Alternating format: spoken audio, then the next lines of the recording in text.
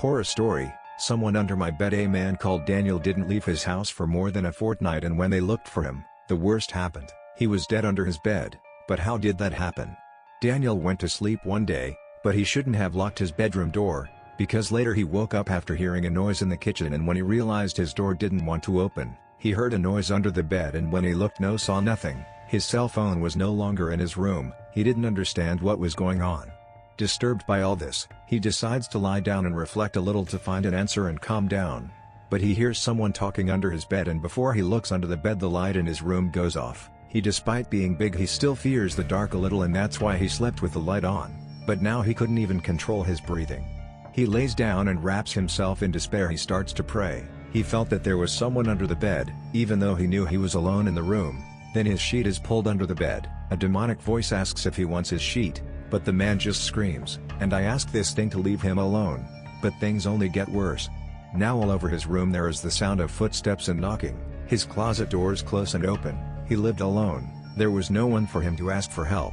But he tries to scream as much as possible, hoping for a neighbor to hear him. Even though he screams a lot loud, it seemed that no one was listening to his screams of horror. An anxiety attack comes. His heart accelerates. He felt death coming towards him. It seems that he no longer has the strength to remain conscious of so much fear.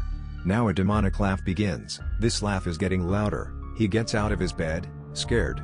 But he sees something under the bed. It looks like a severed arm full of blood, and something good and bad happens at the same time. He sees the light from what appears to be his cell phone. But this light comes from under the bed. He knows that if he puts his arm under the bed, what is there? It could kill him.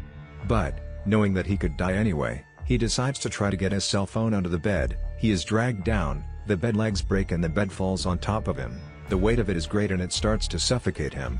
But he manages to breathe a little more. He tries to get out, but something stops him from doing it. He can't even move his arms. His cell phone is on his side. He tries to reach the cell phone, but he doesn't know why. He can't move. The demon starts laughing even louder. The laughter seems to be on his side. The awakened man screams, "Please, someone.